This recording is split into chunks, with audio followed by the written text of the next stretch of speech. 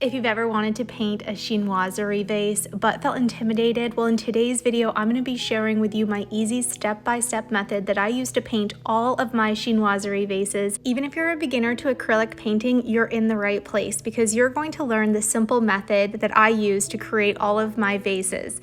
Now, we're going to just create a white layer, and I add a little bit of shadowing on the right-hand side or whatever side that is the darkest where your light source is coming from. I'm using ultramarine blue, and I'm using it straight out of the tube. So we're talking the highest saturation we can get of the color coming out of the paint tube. And then I'm just loosely creating the design. Now, sometimes I can sketch this out, or sometimes I just grab my brush and I just go to town. If you're looking at a vase, you can follow along with the design that's on the vase. This one just came out of my mind and how I wanted it to look. And I found with studying these type of vases that a lot of them have dots along with branches, and so if you think of it like you are just creating a branch, that will be very helpful. Now, after I got this initial sketch laid out, then I'm coming in with more white within the background just to make it feel a little more organic and natural and not so much like it was just directly painted on the top, and this gives it more of a painterly feel.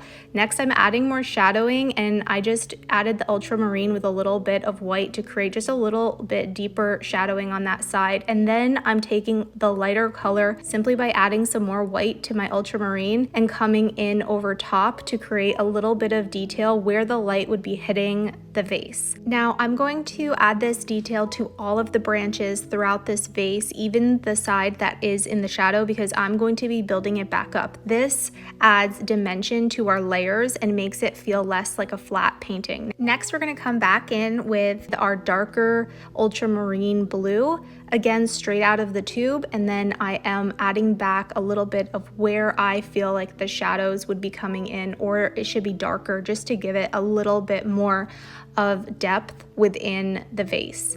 Next, I'm going to show you how I paint gold within my vases. Gold can add such a beautiful touch. I'm using raw umber and yellow ochre as well as white, titanium white, and with that I am just building on layers.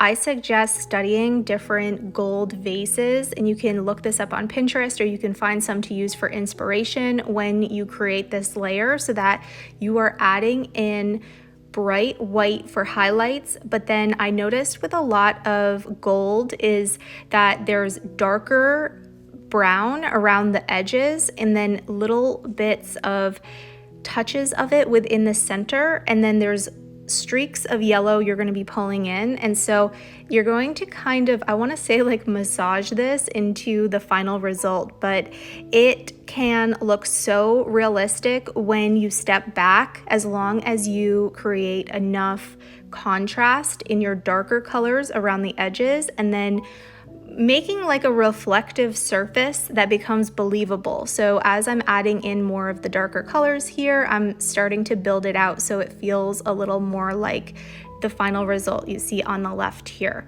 This is from my painting called Spring Soiree. It is available in my print collection. If you are a collector of fine art and you're here just to gain inspiration and learn, you can check that out. I also have other Chinoiserie vase paintings that you can see within my collection on my website if you're interested in checking out some other inspiration. Sometimes I'll add touches of raw sienna within the center of the gold just to kind of make it pop as if we are looking at something reflected within the surface. But I think the biggest thing is building on your highlights and making it outlined in the dark. And now we're going to do the same process for the top of the vase, and layer by layer we're just bringing in more white. I'm curious if you're watching this as more of an advanced painter or a beginner just looking to learn some new techniques. Let me know below. So while I am building this out, you can see I really don't have a plan going into it, and that's okay. And that's what makes these paintings appear so unique and different. As you go along in your painting journey, you're going to improve and get better and better. Now you can see how realistic this looks when you add the gold. Now if gold is too much for you, then skip that step. And as an even more beginner-friendly vase to create this look, all you have to do is use white with the ultramarine and layer it on just like I did in this painting. Be sure to follow along for more quick and easy tutorials like this right here on this channel.